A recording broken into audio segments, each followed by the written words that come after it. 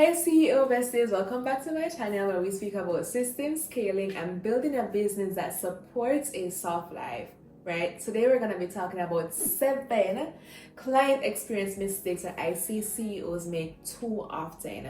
So we're going to be talking about it. I'm going to talk about how you can prevent those as well. So let's get into it. Hi, I'm Dani, your online business manager, helping CEOs build businesses that feel better. Because yes, we're about the money, but never at the expense of your soft life. So if systems, strategy, and soft CEO vibes are your jam, so if systems, strategy, and soft CEO life are your vibes, hit subscribe. We can be besties. I'm gonna be looking at my laptop just to see because I have some talking points here. But let's just start at the very beginning. One of the mistakes that CEOs make often is having a very messy onboarding experience. And in this video, I spoke about how you can automate your entire onboarding workflow so that things don't feel messy and your clients feel calm as they come into the process, and you also protect your peace and sanity while they come in. However, the reason why it's very important is because you don't want people to feel like you ghosted them after they made the payment, right? So one of the mistakes that I see CEOs make is that they have an amazing experience up until the client makes the payment, right? And I get it. I understand why this is a common mistake. It's because you're focusing on the front end of things, but your brain doesn't naturally go to the back end. That's the importance of having an operations manager or an online business manager like me come into your business so that we can focus on the back end.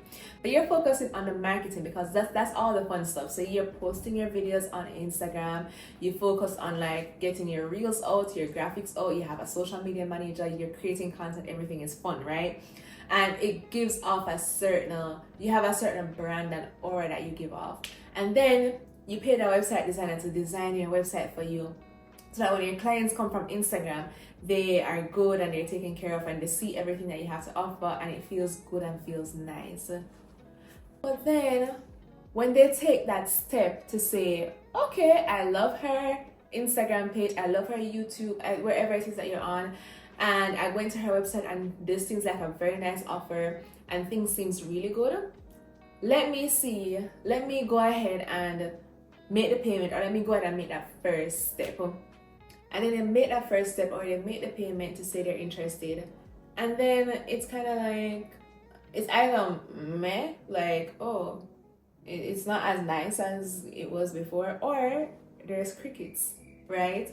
And you want to avoid that because you don't want persons to feel like you only cared about their money, because I know you don't, and I know that's not the case, and you know that's not the case, but they don't know that's the case, right? It's better to over communicate so that people do not feel like they have been left out of the process or that you are avoiding them, than to under communicate and then they end up feeling like you are just a scam. That's one of the words that people, you know this because you're a business owner. But as soon as people feel like they have been ignored for, even if it is for like an hour, the first thing that comes to their mind, especially if they have been traumatized by a previous experience that did not go well for them, but some people, the first thing that comes to their mind is that, oh, this was a scam, right? And you don't want persons to feel like that, and you don't want them to feel like you have been ignoring them. So we want to do better with our onboarding experience, right? The second mistake I see CEOs make is poor communication. It links back to the onboarding experience, right? So you want to ensure that once they make their payment, yes, they're onboarded properly, but also how do you ensure that you keep the communication going, right? I remember I think this was like a month ago. I have a local company here in Jamaica that we help business owners to start and grow their business, and we've helped over 5,000 entrepreneurs do that, and that business runs on its own, right? But I remember I got a call from an OG client, right? And she was so livid because we were in the process of transitioning our systems, and I guess I don't remember what exactly took place, but she was just not being communicated to by our team. And one of the things, she said something, and I think it's something I would take with me through my entire career. She said, lack of communication makes people anxious. And truer words have never been spoken, because that's just the reality. Like, especially when somebody pays their money for something and then you ghost them, it's not a nice feeling. You don't like being ghosted if, for example, a guy took you on a date and then you just didn't hear back from them as to what's happening, or like if they're interested in you, or if they still want to proceed, or what's the next step, or you going on a second date. Like that doesn't feel good for anyone at all. And so we should practice ensuring that we are communicating throughout the process. So now that we have resolved the ensuring that our onboarding process feels good, and when persons come in and make payments, that you have sent them their receipt and you have sent them your welcome packet and your welcome email. But what happens after they have been onboarded and they are fully into your system? So for example, let's say that you're a social media manager and the person came through your systems, they made the payment, the onboarding experience was amazing. What happens then, right? How do you deliver content to them? How do you ensure that they are communicated to not day in, day out, right? But they are communicated to frequently enough in accordance with your welcome packet, the promises that you made, so that they don't get anxious, right? How do you ensure that they know exactly what is happening? And one of the best ways to do this is to have a client portal. Now, this is a whole other video which I will be doing, but a client, even though CRMs like Dubsada and Honeybook has a client portal feature, I do not recommend using it to ensure that your clients stay on top or they know exactly what's happening during the client delivery process. The reason for that is because they are so limited. And if you know me, you know I'm a Dubsada girlie. So the fact that I am saying this, it should tell you something. I love Dubsada, she's my girl, but her client portal or Honeybook's client portal will just show you, it's just there to show the client the communication that took place during the onboarding process. And the client can go there to see like their invoices that they've made payments, or like contracts that they have signed or forms that they have filled up. But it's not necessarily there to speak about the project. So they can't go there and see the progress of the project, if we're on track, if we're behind time, what's the status there. That's not the purpose of that client portal. I don't like to call it a client portal, but that's what they call it, right? And so you have to ensure that you have a client portal where your customers can see exactly what's happening. One way to do this is to have, I know ClickUp has a dashboard feature, or like a client facing feature where you have a list. So if ClickUp is your project management tool, that's one way that you could do it, where you have a list and you give your clients a public view. However, personally, I prefer to use MyCusport, which is a client portal that has been developed by my partner and has been used and tested by system strategists to basically show you exactly what's going on at each stage of the process. So for example, again, if you're a social media manager, you would see the client will be able to come at any given point and see all the content that is in the queue for them and the status of what's going on. And if it is that you have submitted something for their review, they'll be able to click that link and do that, as well as they'll be able to leave feedback right in the client portal. That is what a true client portal should deliver. It should be able to help you to communicate with your clients throughout the client delivery process, and you should also be able to keep your clients updated throughout, so that they know exactly what is happening. That allows you to protect your peace and sanity, and their peace and sanity too, as well as keeping the client experience really well, because no, they don't have to message you and ask you what's going on. And when you receive that message, and you probably never did the work, or whatever the case may be, your nervous system gets thrown out of whack, right? But no, they know exactly what's going on, and they can see everything that's happening on the client portal without them having to message you, or you having to feel like, oh damn, I have to really reach out to this person and let them know what's going on because they keep messaging me, or whatever the case may be. So that's the second mistake that I see CEOs make when it comes to their client experience. Now, the third mistake that I see CEOs make is, oh my gosh, not setting clear boundaries. And like, I get it, right? You want to be able to over deliver. You want to be able, especially when you're new to the industry, you want to be able to over deliver. But for me personally, when I see that there are no boundaries, it's a red flag for me, right? If I'm a client and I come into your system and your workflow and I realize that you don't have any boundaries, I can message you at 11 p.m. and you're answering at 11:10 p.m. I can basically just, there's no set boundaries, like I don't know where is the best place to email you. You're like, oh, you can just message me anywhere, or you can just call me, or you can just send me a DM on Instagram. If I realize that there's no set boundaries and systems in place, alarms start going off in my head. Do you know why? Because I know CEOs, right? As an OBM, I understand CEOs and I understand your brains. And I understand that you are just trying to be the best for your clients right now, but it's a fast road to burnout. And what that means is that eventually you are your service is going to taper off. So yeah, you're here right now, right? But eventually it's just gonna slowly decline because you are slowly declining and you cannot keep up. But when I see that you have your boundaries and you communicate that to me from the get-go and continue communicating that to me, then I know that I'm in good hands. So for example, oh my gosh, I got my nails done. I was looking for a nail tech in Kingston area. If you don't know, I'm from Jamaica, but I was living on the North Coast before I came back, and I needed a nail tech in the Kingston area. And one of the things that I loved about the nail tech was that, so for one, she does nails well, so I'm like, oh girl, like I love this, right? Just to give you like some context about how Jamaican service providers operate, it's just vibes. Like I know in the US, like you have your late fees, and I know that persons are upset about that sometimes, but here in Jamaica it's chaotic because it's just vibes. That you will go somewhere and there's 10 people before you that need to serve, even though you booked an appointment, right? And I hate it so much because my time is valuable and I don't want to go somewhere and sit, right? So when I came and she had her policies in place to say, okay, and they were reasonable policies, right? If you're 10 minutes late, I'm gonna have to charge you a late fee. Well, if you're 15 minutes late, that's the grace period.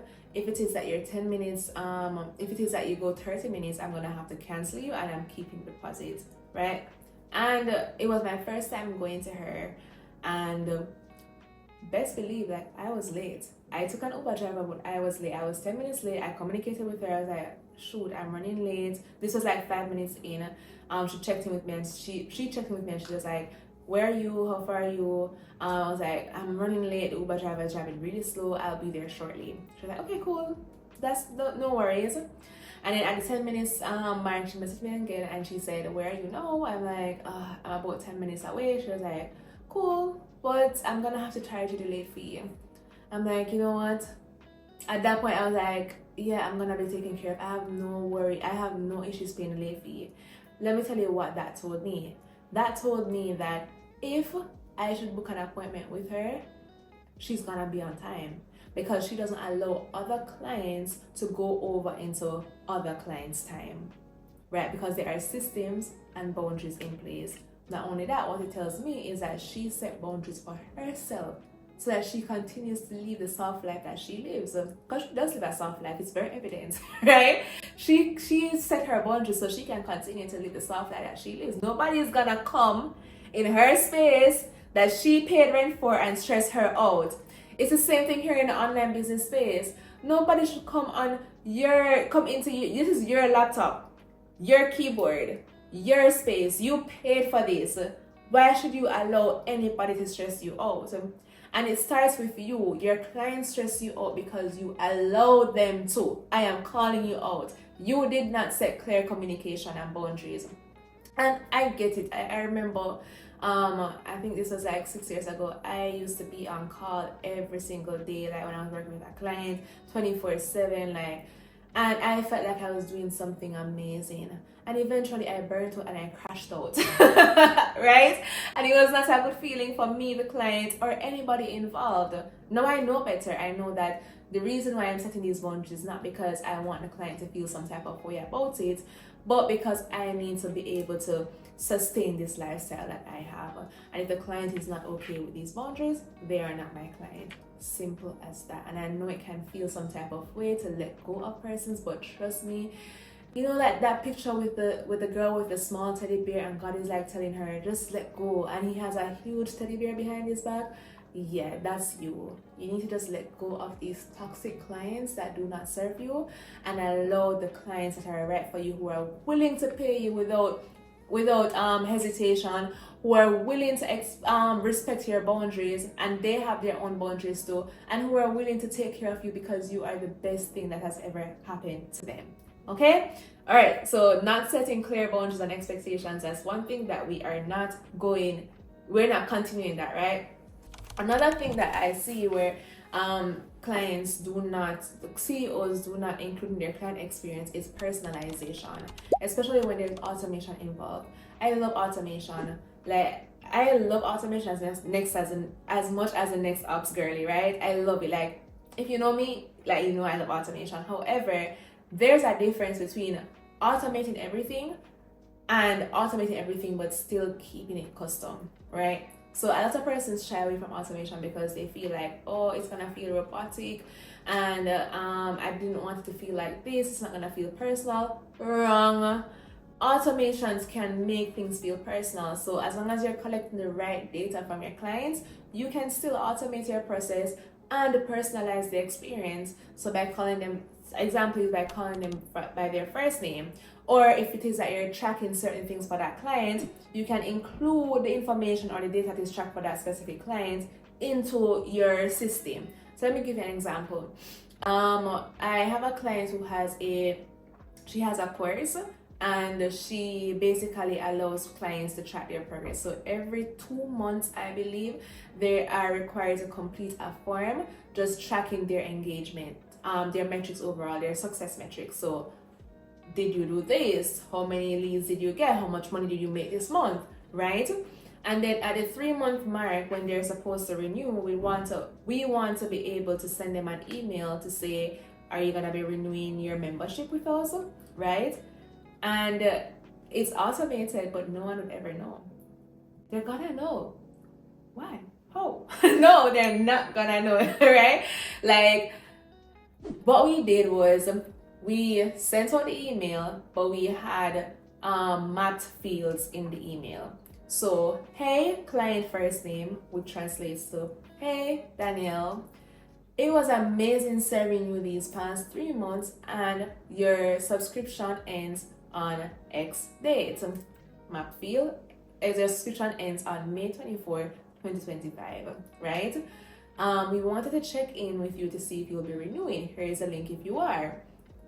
Hold on, guys. Yeah, I don't want to lose like my messaging, right? Here's a link if you are. Just to give you a recap of your journey, when you first started with us, because we collected that data too, when you first started with us, you were at X amount of money. You were at $10,000. Since then, and throughout your journey, you have earned X amount of money additional. Insert $5,000 here. That is amazing. And some of you might be thinking like, oh, but what if I didn't earn any money? Like, the system picks that up too and sends a different email. Right? So you get where I'm coming from. Like, you can use automation and it still can be personalized. But I also get that sometimes a human touch is needed.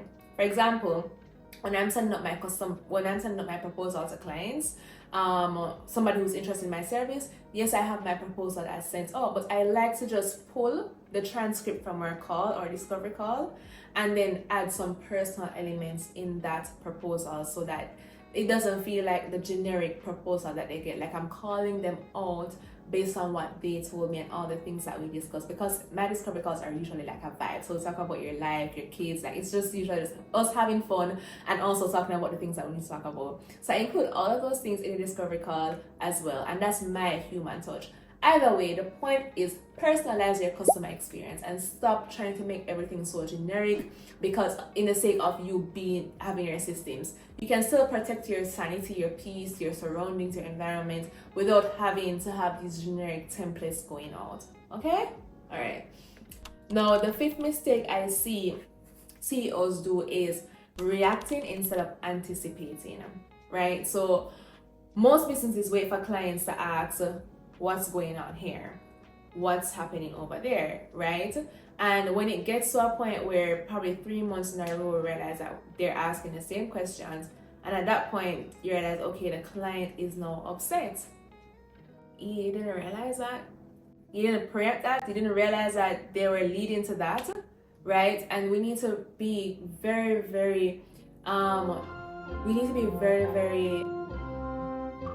intentional that was a brain fog. We need to be very intentional about be understanding where our clients are at, how they're feeling, so that we can avoid an angry client, right? Not only that, just anticipating your clients' needs also means understanding what they need and going above and beyond. So, for example, if I hopped on you and said I needed a social media manager, right? Just using that as an example. I said I needed a social media manager. And on our strategy call, I told you that I'm a mom of 3 and I am a online business manager and I want to help CEOs live a soft life. And I tell you that this is the goal that I'm trying to accomplish. I want people to feel comfortable knowing that they can still do the work without having to stress themselves, right? Now, anticipating my needs would mean sending me scripts or sending me content ideas that would align with that, because you recognize my heart. And even though I didn't include in my goal or my vision that I wanted to speak to mom CEOs, the fact that I am a mom would tell me that, okay, I am anticipating your wants and desires. And so I think that we should also include this in your entire content delivery, right? Reacting instead of anticipating also means that you have systems in place so that you can prevent clients from feeling like they are not at the top of your list and they are not a priority. So, for example, this means that when they send an email, they express, even if it's slight dissatisfaction that never really had like impact, they're just saying, oh, I liked how this video was edited, but I didn't like how this text felt for me. It's good all the same, but it's good all the same. Thank you so much. Approved. Send over the content, right? No, anticipating here would probably look like taking that very small critique and editing and embedding it in your system so that it doesn't happen again next time. Even though it was very small and it wasn't like a big fuss for the clients, you want to be able to address that right away, right? So anticipating means having the systems in place to do that. What does those systems look like? It could look like the fact that you have a client preferences guide and you update that client preferences guide, and you also update the video editor to say remove this from the fonts that we have for this client, right? So that is what anticipating instead of reacting would look like. So also what that would look like is, remember the onboarding process that we spoke about earlier? Being proactive would look like ensuring that the client knows exactly what is to be expected, what the boundaries are, what the next steps are, and that would be inside of your welcome packet and your welcome email, so they know exactly what the relationship would look like. That is also anticipating instead of reacting. So let's cut that out going forward, okay? Now, the next thing is, the next mistake is dropping the ball after the project, right? Okay, cool. You did what you were supposed to do. That doesn't mean that the communication ends there, right? Do you have some support that you can provide afterwards? Because our goal here is, yes, we want to get clients in and out and we want to deliver exceptional service, but delivering exceptional service also means that some follow-up needs to happen, right? So you deliver the service, but what happens afterwards? That will put, when you follow up and you are at the top of the client's minds, even after you have delivered what you said you would deliver, trust me, you can turn a happy client into an ecstatic client and somebody who will refer you from now till thy kingdom come, right? Because you're somebody who followed up, and you also need to follow up for yourself as well. Like, the money is in the follow-up, as I said. So are you collecting feedback and testimonials, right? Do we have a form that we send out to say, how was your experience? That is the way that you can collect feedback and testimonials and or course correct, because if they didn't have a good experience, you can now ensure that you fix it if it is that it's something that needs to be fixed, because we know that not all feedback should really matter, right? It depends. So what that would look like is sending out a follow-up, as well as just sending out an email or like some sort of follow-up a couple days or a couple months after you've delivered to say, hey, how is it working for you? Did you find a replacement if it is that it was an offboarding thing? because sometimes like we get so caught up in the personal of it and take things so personal that we forget that we're all human beings and we all have different needs, and not at the end of the day it's not about you. I keep saying this, like it's not about you. So take yourself out of a situation and just be the business owner, the CEO badass that I know that you are, and follow up immediately after the service was delivered to get feedback so that you can improve your service and receive the feedback and testimonial for future reference, and follow up so that the clients feel good knowing that, okay, you didn't just care about me while I was paying you money, you're genuinely interested in me, my journey, you're invested in me and my journey, and you want to know what's happening at this point in time, even though you have done everything that you told me that you would do. Following up doesn't mean necessarily that you're going to be doing additional work, but it can also lead to an upsell or a cross-sell or an add-on, because when it is that you follow up and you recognize, they might say, oh, it's going good, but this is what is happening now, and they start to talk to you, because sales is all about allowing persons to speak, so you have to give them the space to speak, right? And they talk to you, then and you listen and you understand their needs, you might have opportunity there for you to sell them on something else. No, that's not necessarily the ultimate goal, but I'm just saying that, just follow up with persons, because that's a part of the client experience as well. Now, another mistake that I see persons make is not using a client portal. And I say this all the time. The client portal here I'm referencing is about tracking the progress of what's happening, so clients can see exactly what is taking place, when it is taking place, who is handling it, if that is something that you want to do, when the deadline is for this. Because yes, you took them through your process, but now it's time for you to actually deliver on what you promised. And it's nice if it is that they can have somewhere, a dashboard, a view, some platform to just know exactly what's happening, because visibility is important to so many persons. So many persons just wants to know, like, if you're late, cool, like the portal is telling me that you're late and it's gonna be done by X day. Like, just communicate. You get what I'm saying? Like, I hate when people do not communicate, or there's a lack of communication, because I feel like I am being neglected. I am being neglected, right? So the portal allows you to do that while protecting your peace and sanity, and also protects theirs so that they know exactly what is taking place. So those are the 7 mistakes that I see CEOs make during the entire overall client experience, right? Now, if this video helped you in some way, like it gave you some ideas, or it helped you to recognize where there are some gaps in your client experience, don't forget to like, share, comment, and subscribe. I try, your girl is a trying girl. I try to drop new videos every week to help you delegate better, scale easier, and live a soft CEO life. See you in the next one.